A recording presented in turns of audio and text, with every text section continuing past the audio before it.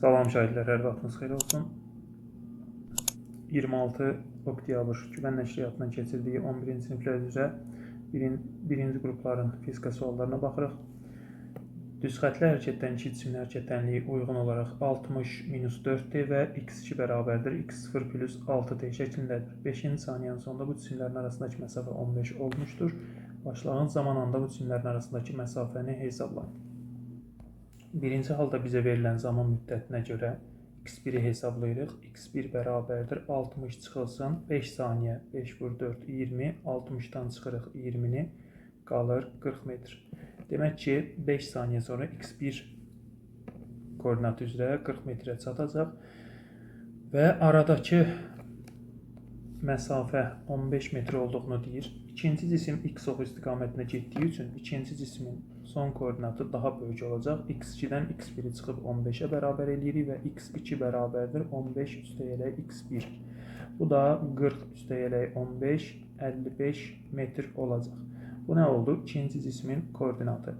Və başlanğıc zaman anında bu cisimlərin arasındakı məsafəni hesablayın. Mən indi x2-ni 55 tapdım. Yazıram. Bu ifadədən gətirib yerinə qoysam, x2 bərabərdir x0 plus 6t, 55 bərabərdir x0 plus 6 vur 5, x0 bərabərdir 55 çıxılsın 30. Bu da edir 25 metr. Demək ki, 25 metr ikinci cismin başlanğıc koordinatıdır. Birinci cismin həmin andakı başlanğıc koordinatı isə 60 olub. Və bu aradakı məsafə olur 35 metr. Doğru cavab C variantı olacaq. 32-ci sualda bildirir ki, S yerdəyişmə vektorunun x, y oxlar üzərindəki proyeksiyası və modulunu hesablayın. İndi x oxu üzrə proyeksiyası S yerdəyişmə vektoru x oxuna perpendikulyar olduğu üçün proyeksiyası 0-dır və 2 variant da var hələ ki. Y oxu üzrə proyeksiyasını tapanda y minus y0 olur 6 çıxaq 1, 5 metr. Və SY-i tapanda da, daha doğrusu S-in özünü tapanda da SX-in kvadratı, SY-in kvadratı, bu da olur 0 plus 25, buradan da 5 metr çıxmış olacaq. Doğru cavab D bəndi. 33-cü sualda çevrə üzrə bərabər sürətli hərəkətdən cisim 5 saniyə ərzində A nöqtəsindən B nöqtəsinə çatır. AB qövsünün uzunluğu 30 metr olarsa, cismin yer dəyişməyə görə orta sürətini hesablayın. AB qövsünün uzunluğu 30 metrdirsə, ümumilikdə 2 pi r-dir. AB qövsünü götürdükdə qalır pi r bərabərdir 30 metr. Radiusunu tapsaq, nə olur? 30 bölünsün, pi-ni 3 verib, radius olur 10 metr. Və yer dəyişməyə görə orta sürət. A-dan B-yə gəlməsi yer dəyişmə üzrə 2r deməkdir. Yer dəyişmə üzrə 2r-dir və 2 vurulsun, 2 olur 20 metr. Orta sürəti tapanda 5 saniyəyə gəldiyi üçün S yer dəyişməni bölürəm T-yə, 20-ni bölürəm 5-ə edir 4 metr bölünsün saniyə. Doğru cavab C bəndində verilir. 34-cü sualda 4 metr radius çevrə üzrə bərabər sürətli hərəkətdə mat nöqtənin radius vektorunun dönmə obzağının zamanında asılı tənliyi 2t şəklindədir. Mat nöqtənin mərkəzə qaçma təcili. Fi bərabərdir omega t-dir. Demək ki, omeganın qiyməti 2-dir. Radiusumuz 4 metr. Təcili tapsam, omeganın kvadratı r düsturundan istifadə edirəm və 2-nin kvadratı vur 4. Bu da edir 16 metr böl saniyənin kvadratı. 35-ci sualda kütlələri 500 qram və 800 qram olan iki cisim qarşılıqlı təsir zamanı birinci cisim ikinci cisimə 0,4 newton qüvvə ilə təsir edir. Qarşılıqlı təsir zamanı birinci cisimin aldığı təsirin qiymətini hesablayın.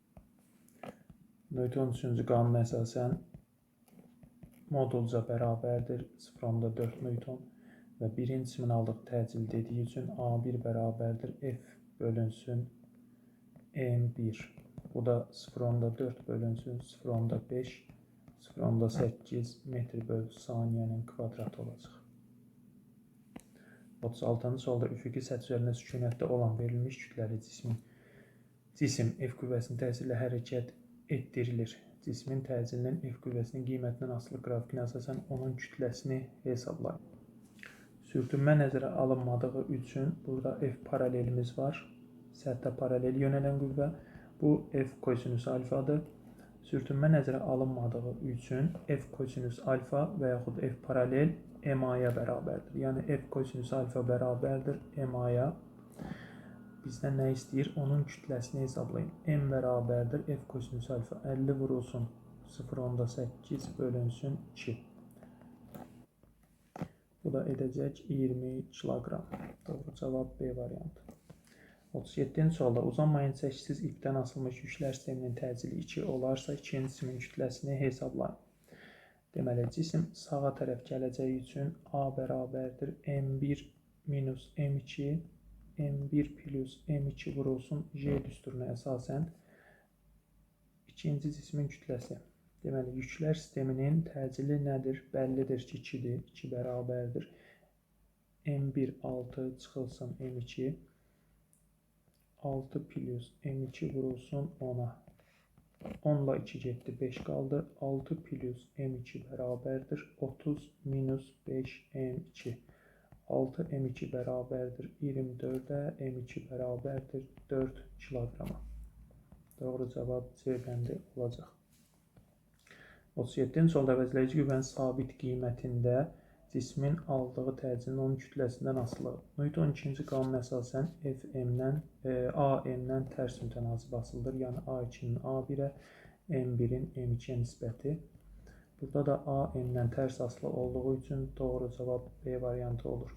39-cu sualda iki eyni kütləli cismin K nöqtəsində yekun qravitasiya sahəsinin intensivliyi. K nöqtəsində birinci cisim və ikinci cisim, birinci cismə qravitasiya sahəsinin intensivliyi bu şəkildə, ikinci cismə də bu şəkildə yönəlir. Yekun qravitasiya sahəsinin intensivliyi də şaquli aşağıya doğru yönələcək. 40-cı sualda verilmiş kütləli kosmik cəmiyyət əlçinin ağırlıq qüvvəsinin yer səthindən olan hündürlükdən asılılığı. F bərabərdir J vurulsun M R plus H-ın kvadratı və burada hündürlükdən müəyyən bir qiymətdən başlayır, azalmağa doğru gedir. Cismin yer səthindən 60 metr hündürlükdən sərbəst düşür. 3 saniyənin sonunda bu cismin yer səthindən olan hündürlüyünü hesablayın. H bərabərdir sərbəst düşdüyü üçün JT kvadratı bölü 2 və 10 vurulsun T'nin kvadratı 9 bölü 2 45 metr olmuş olacaq. 45 metr məsafə gəlibsə bu cisim bura qədər 45 metr, yerdə nə qədər qalır? 15 metr yer səthindən məsafə qalır. Yəni cisim bu nöqtəyə gəlib çatmış olur. Cavab A variantı olacaq. Yer səthində sərbəst düşmə təcili hansı ifadələ təyin olunur? Jm bölünsün Rn kvadrat D bəndi. 43-cü sualda 2 manat nöqtə arasındakı məsafəni 2 dəfə artıranda onların arasında cazibə qüvvəsinin modulu necə dəyişər? Jm1 m2 böl Rn kvadratı məsafəni 2 dəfə azaldıramsa, məsafə ilə tərs kvadratı qasıldı 4 dəfə artar. Yer səthindən şaquli yuxarı atılmış cismin koordinat zamanlı asılı qrafiki 1-2-3 nöqtələrinə uyğun sürətin qiymətləri arasında münasibət necədir? 2 nöqtəsi maksimal hündürlükdə olduğu üçün belə deyək də Y istiqamətində gedir. 2 nöqtəsində istiqamətin dəyişir. Dəyişdiyi üçün sürət olur 0. Demək ki, V2 0-dır. Uyğun ola biləsi B, C və Y variantlarıdır. 1 və 3 nöqtələrində isə sürətlər bərabərləşir. Bunun üçün də cavab Y variantı olar. Verilmiş fiziki cəmiyyətlərin hansının BCD vahidi Newtondur? Sürətin vahidi metr bölü saniyə kvadrat təcilin vahididir. Kütlənin 2 kiloqramdır. Sərtliyin Newton bölünsün metrdir. Çəkinin vahidi Newtondur. Sərtliyi 600 olan çəkisiz yayın yüksüz və yüklə birlikdə vəziyyətlər təsvir edilib. Tarazılıqda olan sıxılmış yayın üzərində 3 kiloqram kütləli 3 kiloqram olarsa cismin kütləsi uzunluğuna hesablayın. Deməli, tarazılıqdadırsa ağırlıq qüvvəsi elastiklik qüvvəsinə bərabərdir. Ağırlıq qüvvəsi buradan aşağıya yönəlir. Deməli, mg bərabərdir kx-a. X-ı məndən soruşur. Mg 3 vurulsun 10 bölünsün k. K nə qədərdir? 600. Bölünsün 600. Bu da bərabərdir. Bu da bərabərdir 0,5'ə. 0,5 metr 5 santimetr. Demək ki, yayın uzunluğu ümumilikdə 25 sm olub ki, ümumilikdə 25 sm olub ki, 5 metr sıxılandan sonra gəlib 20 metr qalıb. Bizdən yayın uzunluğunu soruşduğu üçün 25 metr olacaq. Malum üstə üzərində sükunətdə olan cismə təsir edən ağırlıq qüvvəsi və dayağın reaksiya qüvvəsi. Ağırlıq qüvvəsi yerin mərkəzinə doğru yönəlir. Reaksiya qüvvəsi isə səthdən kənara doğru yönəlir. 2 və 4 deyilən. 48-ci sualda kiçik deformasiyalarda elastiklik qüvvəsinin yayın uzanmasının asılılıq diaqramında yayın sərtliyinin ən kiçik qiyməti x bərabərdir f bölünsün k bərabərdir f bölünsün x-a. Ən kiçik qiymət olması üçün x böyük, f kiçik olmalıdır. 1 və 4, x-in böyük olduğu isə 3 və 4 nöqtəsindən gələndə kəsişməmiz oldu 4 nöqtəsi. Hansı cihazdan istifadə edərək bir cinc bərk cismin sıxlığını hesablamaq olar? M böl V-dir. M kütlə tərəzi, V isə həcm menzurka ilə ölçülür. 2 və 4. Yer səthində müəyyən hündürlükdən koordinat zamanı asılı qrafik Y koordinatına zaman yer səthində müəyyən hündürlükdən şaquli aşağı atılmış cismin Y koordinatına zamandan asılı qrafik hansıdır? Y bərabərdir H minus V0T minus JT kvadratı bölü 2. H minus yazdığımıza görə ilk başlanğıcda Y sıfırımız H-a bərabərdir və H-dan başlayır hündürlük get-gedə azalmağa. Bu da Y variantı olmuş olur. 51-ci sualda elastik deformasiyasında yayın uzunluğunu təsvir edən qüvvənin qiymətini 2 dəfə azaldanda sərtlik və uzanma necə dəyişir? Sərtlik asılı olmadığı üçün dəyişməyəcək. Sərtlik sabitdir.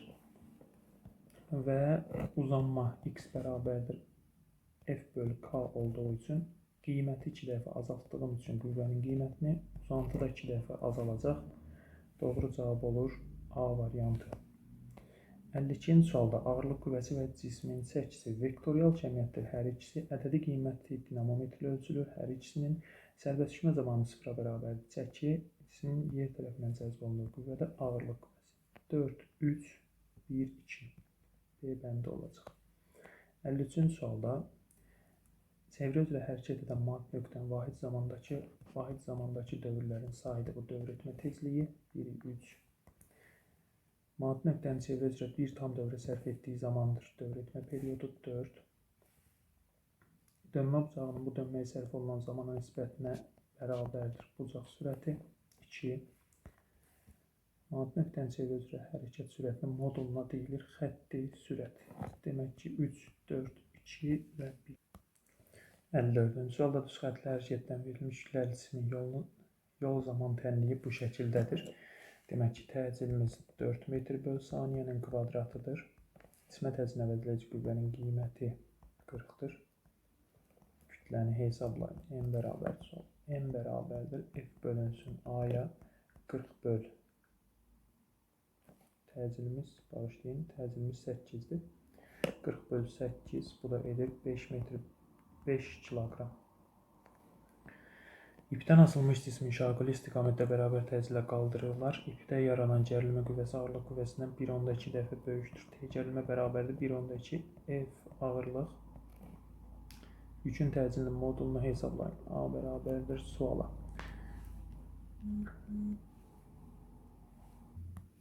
Mg ağırlıq qüvvəsi aşağıya doğru və nə yazırıq? MA bərabərdir T gərilmə çıxılsın Mg-yə. Ağırlıq bizə təcili soruşur da A təcilinin qiyməti. T gərilmənin yerinə yazacağım 1,2 mg.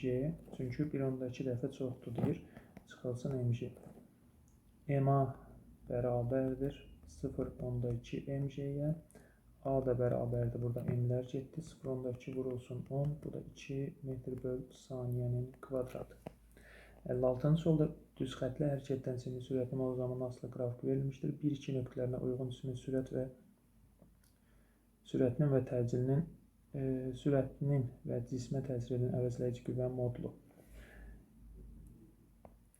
Cisim yavaşlayaraq müəyyən bir qiymətdən başlayır, yavaşlayaraq hərəkət edir və 2t anında gəlib sürəti 0 olur. Demək ki, V1-in sürəti V2-dən böyükdür. Fikir versək bu hissəyə delta V yazıram. Bu hissəyə də delta V yazıram. Bucaq olaraq baxsaq şagirdlər 2-nin 2 nöqtəsinin bucağı daha böyükdür. Ona görə də təcil daha böyük olmuş olacaq. Yəni V minus V0 böl T. Bu da tangens alfa ilə də gətirə bilərik bunu.